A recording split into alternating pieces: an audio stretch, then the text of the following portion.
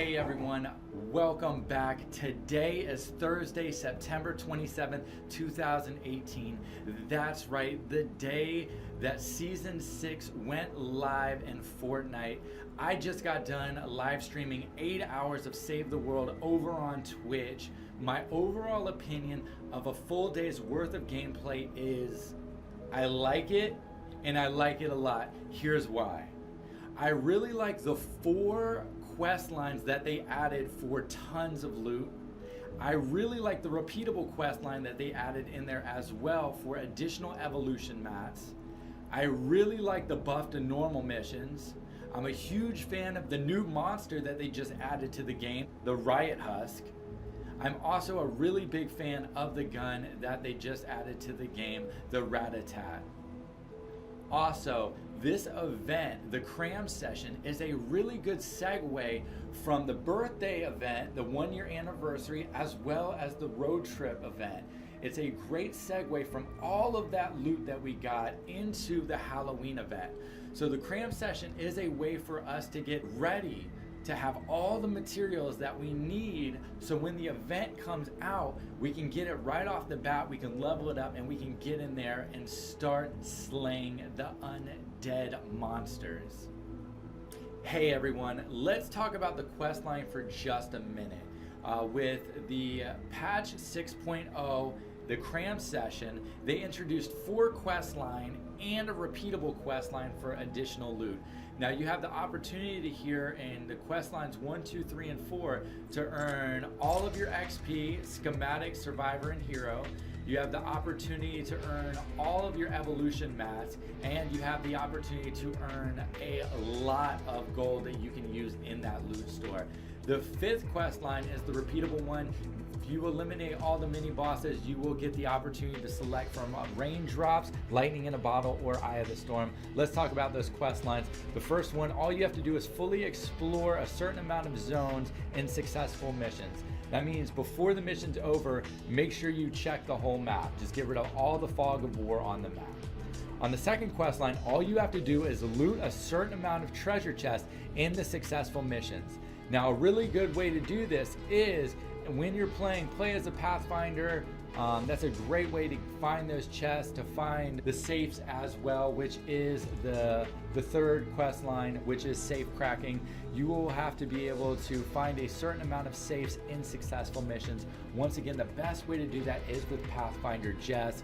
A great way that they introduce this is while you're doing these missions, if you find a treasure chest or if you find any of your quest lines 1 through 4, everybody in the team will be able to receive those benefits, so you will not hear as many people complaining that you're being a Pathfinder Jess. Just make sure there's not 4 Pathfinder Jess on the team.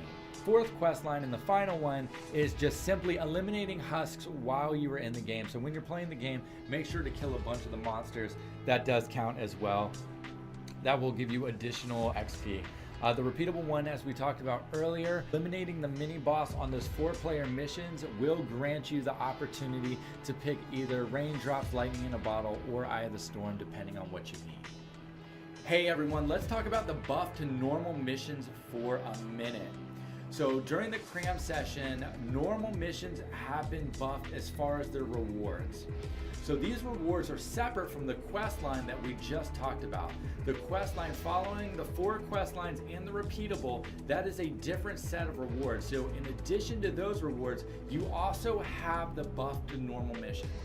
So the normal mission buff, you can either get 2 or 3 rewards. This mission, you can see, has 3 rewards in addition to its hero schematic and gold. So you can get a total of 6 rewards on a normal mission. These missions are extremely easy. All day today I've been doing Cat 1s, I've been doing repair the shelters, we've been running a lot of them, including the build the radars. So there are a lot of extremely easy missions that you can do for a massive amount of rewards, in addition to the rewards that you get from doing your quest line. By the way, your quest line is simply exploring the map, opening up treasure chests, opening up safes, and killing husks. In addition to that, if you're feeling crazy, you can do the 4-player missions and you can do the additional mini boss repeatable quest. So these missions are super easy. You can farm out the 3 mega missions a day as before this cram session, and you can farm out the 10 bonuses on normal missions for the duration of this event. Now let's go ahead and let's talk about the new monster, the Riot Husk. Alrighty, so this is the new monster that was just added to the game. This is called the Riot Husk. The Riot Husk is basically carrying around a massive shield or the front of a refrigerator with a hole for a window in the middle. If you would like to kill him, all you have to do is shoot him right through that window. He is wearing a bandana.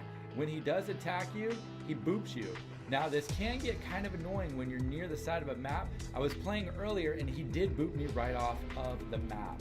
So he did kill me, so that is a real thing. And also they do spawn in elements as well. This one is a physical. If you want to kill him, all you have to do, shoot right through that window.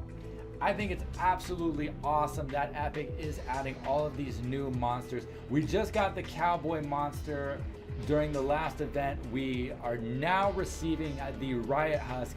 About 2-3 patches ago, we got the massive AoE shielder. So I think it's phenomenal how Epic is adding all of this new content, not just the new guns, not just the new heroes, but they're also adding the new monsters as well. I'm really hoping to see new trap as well. During the last Halloween event, they released the tire sealing trap. So I absolutely love that trap. If you watch me, you know that I use it all the time as a meme. It's very fun. Speaking of new guns, let's go check out the new gun, the Ratatat. I have it right here.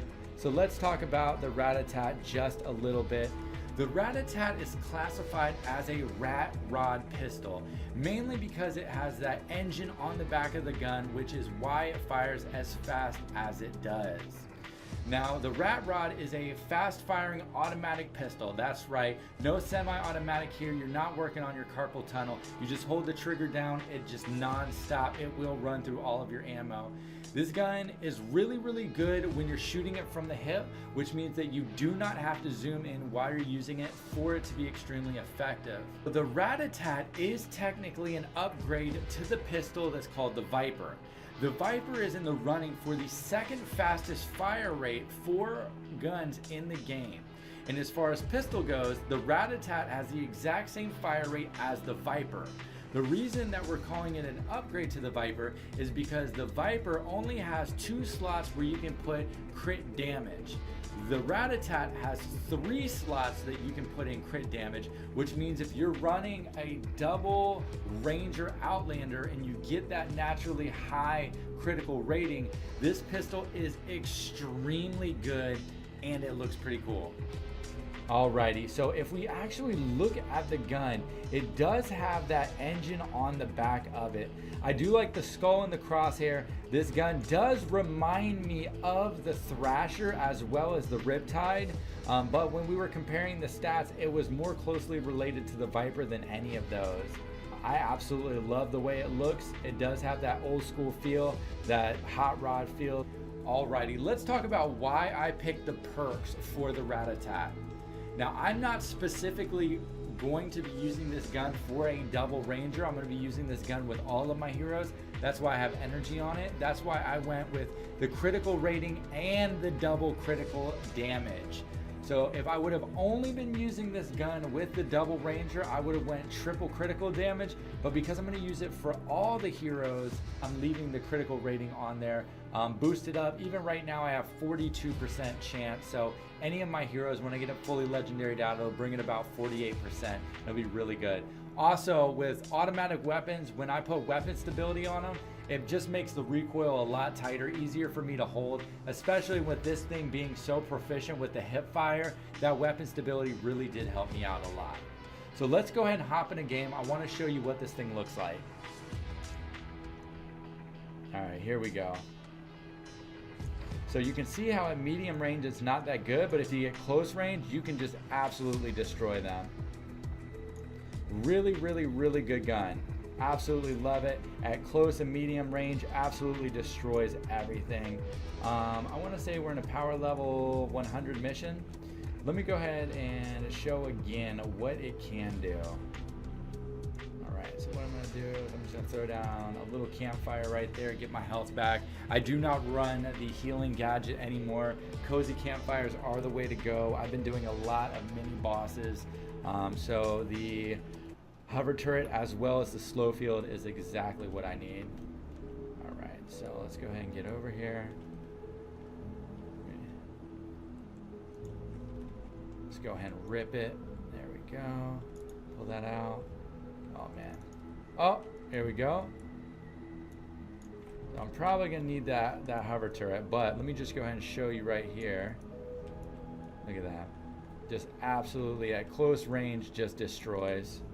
Just destroys. That crit build is just absolutely monstrous.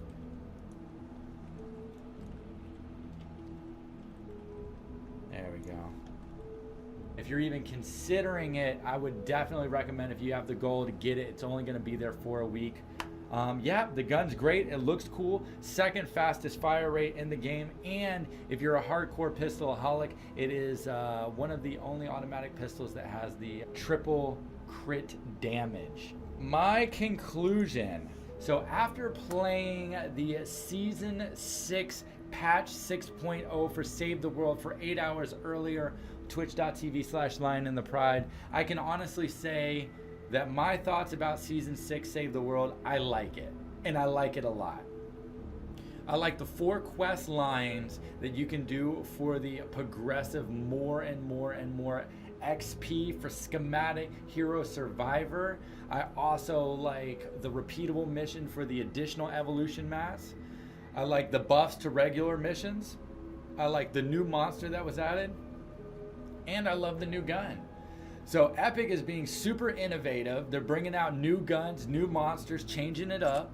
They're giving us tons of XP to get in every way, shape, and form to boost all of the massive amount of stuff that we got from the birthday llamas and the road trip llamas. So we finally have a chance to catch up on all that stuff.